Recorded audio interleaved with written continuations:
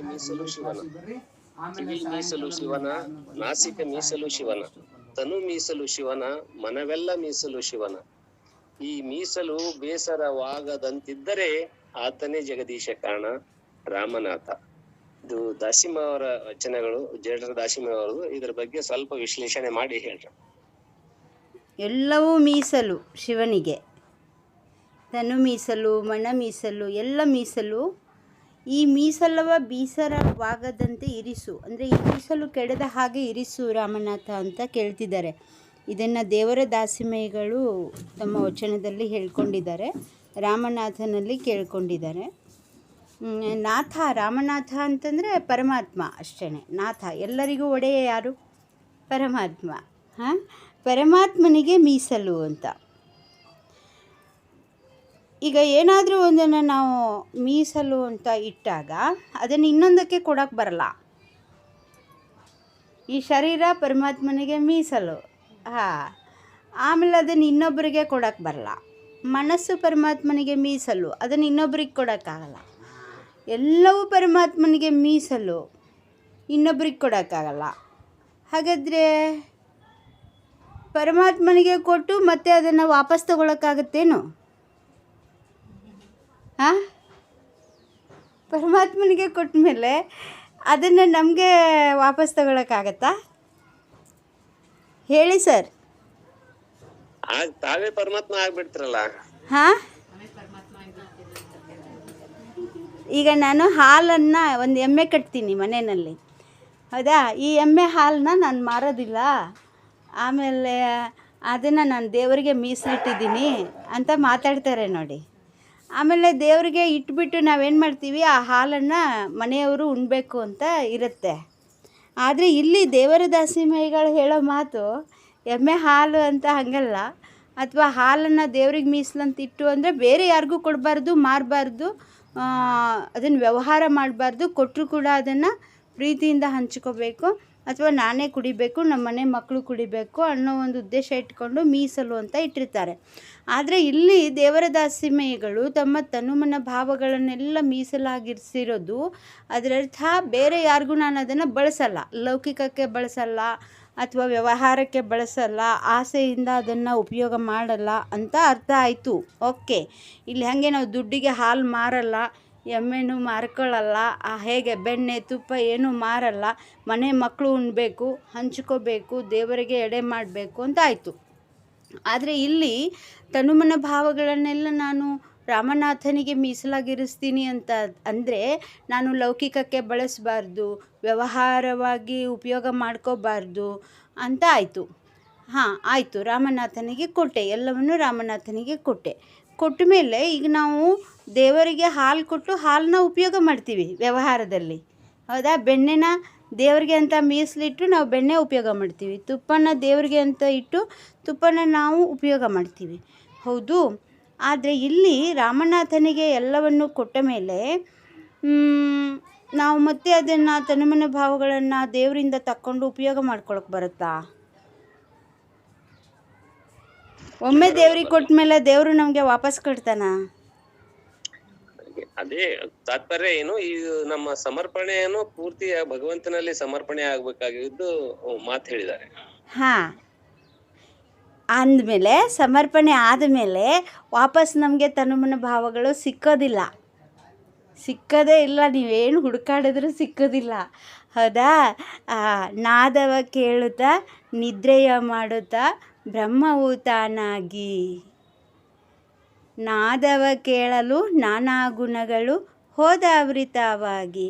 ಮನ ಇಂದ್ರಿಯ ಹುಡುಕಿದರಿಲ್ಲ, ಅವು ಹುಡುಕಿದ್ರೂ ಕೂಡ ಸಿಕ್ಕೋದಿಲ್ಲ ಅಂತ. ಹಾಗೆ ದೇವರಿಗೆ ಒಮ್ಮೆ ಕೊಟ್ಟ ಮೇಲೆ ಅಲ್ಲಿ ನಾನು ಏನಾದರೂ ನಾವು ಪಡ್ಕೊಳ್ಳೋದಿದ್ದರೆ ದೇವರನ್ನೇ ಪಡ್ಕೋಬೇಕಾಗತ್ತೆ. ದೇವರೇ ಸಿಗ್ತಾನೆ ಬಿಟ್ಟರೆ ಅಲ್ಲಿ ನಾವೇನಾದ್ರು ಕೊಟ್ಟಿದ್ದು ನಮಗೆ ವಾಪಸ್ ಸಿಕ್ಕೋದಿಲ್ಲ ಅಂತ. ಇದು ವಿಶೇಷ ಇಲ್ಲಿ. ಮೀಸಲು ಬೇಸರಾಗದಂತಿರಿಸು ಅಂತಂದರೆ ನಾನೇನಾದರೂ ಕೊಟ್ಟು ಮತ್ತೆ ಅದನ್ನೇ ತಗೊಳ್ತೀನಿ ಅಂತ ಅಂದ್ಕೋಬೇಡ. ದುಡ್ಡು ಕೊಟ್ಟು ದುಡ್ಡು ಕೊಡು ದೇವರೇ, ನನಗೆ ನಾನು ಇದು ಕೊಡ್ತೀನಿ, ನನಗೆ ಅದು ಕೊಡು ದೇವ್ರೆ ಅಂದರೆ ಯಾರೋ ಒಬ್ಬರು ದೇವರಿಗೆ ಕಣ್ಣು ಬೊಟ್ಟು ಮಾಡಿಕೊಡ್ತಾರೆ. ನನ್ನ ಕಣ್ಣಿನ ಆರೋಗ್ಯ ಕೊಡು ದೇವ್ರೆ, ಹೀಗೆಲ್ಲ ಕೇಳ್ತಿರ್ತೀವಿ ನಾವು, ಹೌದು. ಆದರೆ ಹಾಗಲ್ಲ, ನಾನು ಏನಾದರೂ ದೇವರಿಗೆ ಕೊಟ್ಟ ಮೇಲೆ ಆ ವಸ್ತು ನನಗೆ ಸಿಕ್ಕಲ್ಲ. ಒಳ್ಳೇದು ಕೊಟ್ಟರು ಸಿಕ್ಕಲ್ಲ, ಕೆಟ್ಟದ್ದು ಕೊಟ್ಟರು ಸಿಕ್ಕಲ್ಲ. ಒಳ್ಳೆಯದು ಕೆಟ್ಟದ್ದು ಎಲ್ಲ ನನ್ನ ಹತ್ರ. ಜೀವನಲ್ಲಿ ಒಳ್ಳೆಯದು ಕೆಟ್ಟದ್ದು ಐತೆ, ದೇವನಲ್ಲಿ ಒಳ್ಳೆಯದು ಕೆಟ್ಟದ್ದು ಅಂತ ಎರಡಿಲ್ಲ. ಅಲ್ಲೇನಾದರೂ ಇದ್ದರೆ ದೇವರೇ ಬಿಟ್ಟರೆ ಎರಡು ಇನ್ನೊಂದಿಲ್ಲ. ಒಳ್ಳೆಯದು ಕೆಟ್ಟದ್ದು ನಮ್ಮಲ್ಲಿದೆ. ಈಗ ನೋಡಿ, ನಮಗೆ ಕತ್ತಲಲ್ಲಿ ಹಾವು ಕಾಣಿಸ್ತೈತೆ ಹಗ್ಗದಲ್ಲಿ, ಆದರೆ ಪರಮಾತ್ಮನಲ್ಲಿ ಹಗ್ಗ ಮಾತ್ರ ಐತೆ. ಅಂದರೆ ಪರಮಾತ್ಮ ಮಾತ್ರ ಇದ್ದಾನೆ, ಇನ್ನೊಂದಿಲ್ಲ. ಪರಮಾತ್ಮನ ಬಿಟ್ಟರೆ ಇನ್ನೊಂದಿಲ್ಲ. ಆದರೆ ಇಲ್ಲಿ ಜೀವಾತ್ಮ ಇದ್ದಾನೆ, ದೇಹಾತ್ಮ ಇದ್ದಾನೆ, ಶುದ್ಧಾತ್ಮ ಇದ್ದಾನೆ, ಪುಣ್ಯಾತ್ಮ ಇದ್ದಾನೆ, ಪಾಪಾತ್ಮ ಇದ್ದಾನೆ. ಇಲ್ಲಿ ಎಲ್ಲವೂ ಇದೆ. ಆದರೆ ಅಲ್ಲಿ ಪರಮಾತ್ಮನೇ ಇದ್ದಾನೆ. ಪರಮಾತ್ಮನ ಬಿಟ್ಟರೆ ಬೇರೆ ಏನೂ ಇಲ್ಲ. ಹಾಗಾದರೆ ನಾವು ಏನಾದರೂ ಒಂದನ್ನು ಪರಮಾತ್ಮನಿಗೆ ಮೀಸಲಾಗಿಟ್ಟ ಮೇಲೆ ನಾವು ಪರಮಾತ್ಮನನ್ನೇ ಪಡೆದುಕೊಳ್ಳುತ್ತೇವೆ. ಇದಕ್ಕೇ ಪಾದೋದಕ ಅಂತ ಹೇಳೋದು. ಈಗ ನಾವು ಗುರು, ಲಿಂಗ, ಜಂಗಮ, ಮಂತ್ರ, ವಿಭೂತಿ, ರುದ್ರಾಕ್ಷಿ ಅಂತ ಅಷ್ಟಾವರಣಗಳಲ್ಲಿ ಸಾಧನೆ ಮಾಡಿ ಕೊನೆಯಲ್ಲಿ ಪಾದೋದಕ ಮತ್ತು ಪ್ರಸಾದ ಅಂತ. ಪಾದೋದಕ ಅಂದರೆ ಎಲ್ಲವನ್ನೂ ಪರಮಾತ್ಮನಿಗೆ ಮೀಸಲಾಗಿಸಿ ಪರಮಾತ್ಮನನ್ನೇ ಪಡೆದುಕೊಳ್ಳುವುದು. ಅಕಸ್ಮಾತ್ ನನ್ನ ಮನಸ್ಸಲ್ಲಿ ಏನಾದರೂ ಕೊಟ್ಟು, ನಾನು ಇದನ್ನು ಕೊಟ್ಟಿದ್ದೀನಿ, ನನಗೆ ಇದನ್ನು ಕೊಡು, ವಾಪಸ್ ಕೊಡು, ನೀನು ಕೆಟ್ಟದ್ದೆಲ್ಲ ನೀನು ಇಟ್ಕೋ, ಒಳ್ಳೇದು ಮಾತ್ರ ನನಗೆ ಕೊಡು ದೇವ್ರೆ ಅಂತ ಅಂದ್ಕೊಳ್ಳೋದಾದರೆ, ಅಥವಾ ನನಗೆ ದುಷ್ಟರ ಸಂಘ ದೂರ ಮಾಡು, ನನಗೆ ಒಳ್ಳೆಯವ್ರ ಸಂಘ ಮಾತ್ರ ಕೊಡು ದೇವ್ರೆ, ನನ್ನ ಬಡತನ ಎಲ್ಲ ನೀನು ತಕ್ಕೋ, ನನಗೆ ಶ್ರೀಮಂತಿಕೆ ಒಂದು ಮಾತ್ರ ಕೊಡು ದೇವ್ರೆ. ಯಾವತ್ತೂ ಶ್ರೀಮಂತಿಕೆ ಕಡಿಮೆ ಆಗಬಾರ್ದು. ನನ್ನ ಮನೆತನಕ್ಕೆ, ನನ್ನ ಕುಲಕ್ಕೆ ಯಾವತ್ತೂ ಶ್ರೀಮಂತಿಕೆ ಹೋಗಬಾರ್ದು ದೇವ್ರೆ.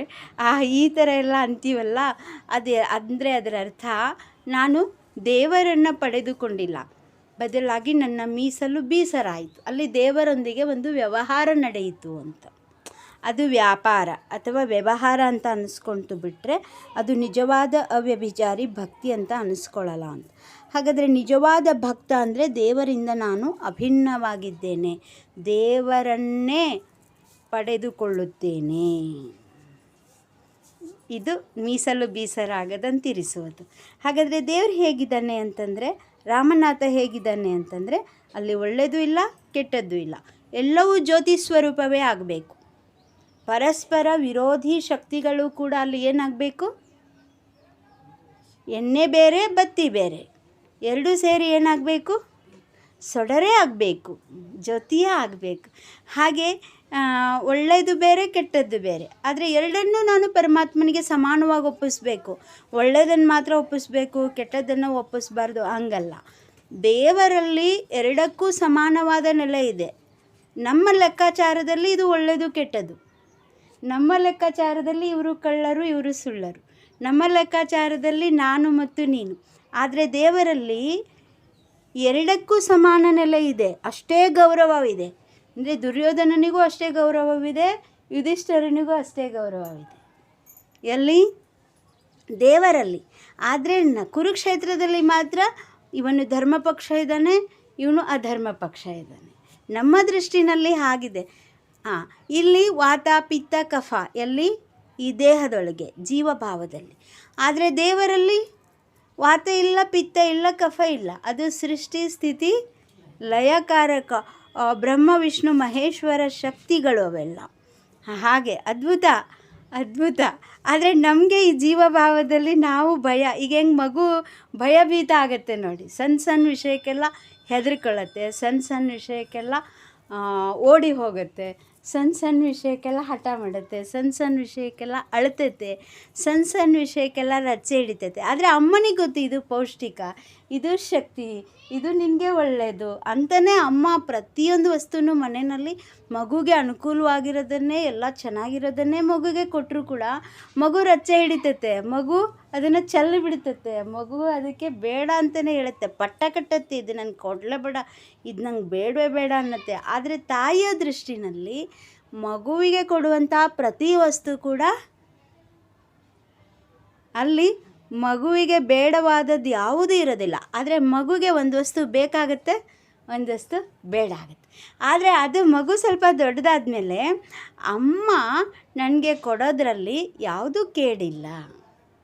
ಅಮ್ಮ ಏನೇನು ಕೊಡ್ತಾಳೋ ಅದು ಎಲ್ಲವನ್ನು ನಾನು ಸ್ವೀಕಾರ ಮಾಡಬೇಕು ಅನ್ನೋ ಬುದ್ಧಿ ಯಾವಾಗ ಬರುತ್ತಲ್ಲ, ಆವಾಗ ಅದು ಅಮ್ಮ ದೇವೋಭವ, ಮಾತೃ ದೇವೋಭವ ಅಂತ ಅವಳಲ್ಲಿ ಗೌರವ ಕೊಡುತ್ತೆ. ಅದು ಮತ್ತು ಕೊಡುವಾಗ ಪಾದಕ್ಕೆ ನಮಸ್ಕಾರ ಮಾಡಿ ಅದನ್ನು ಸ್ವೀಕಾರ ಮಾಡುತ್ತೆ.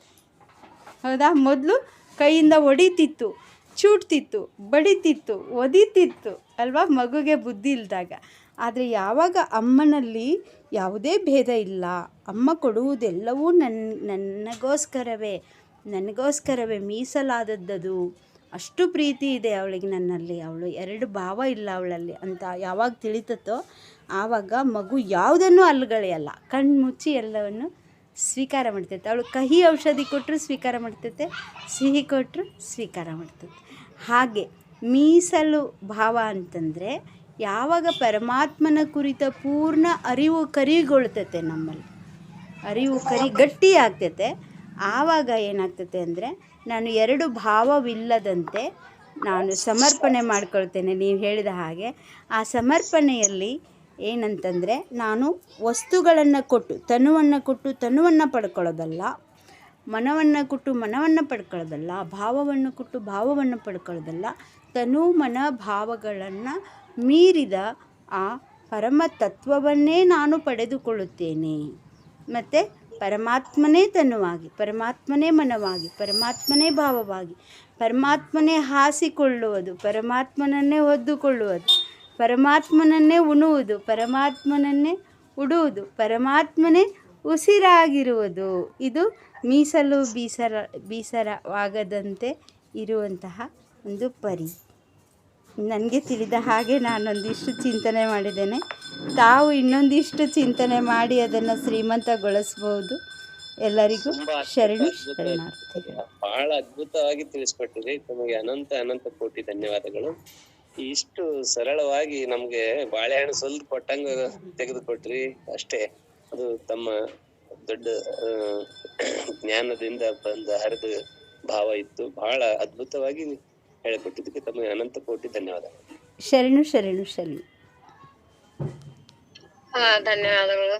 ಸತ್ಯಮೇಧವನ್ನು ಬಹಳ ಅತ್ಯಂತ ಅದ್ಭುತವಾಗಿ ವಿವರಣೆ ಕೊಟ್ರಿ. ಧನ್ಯವಾದ.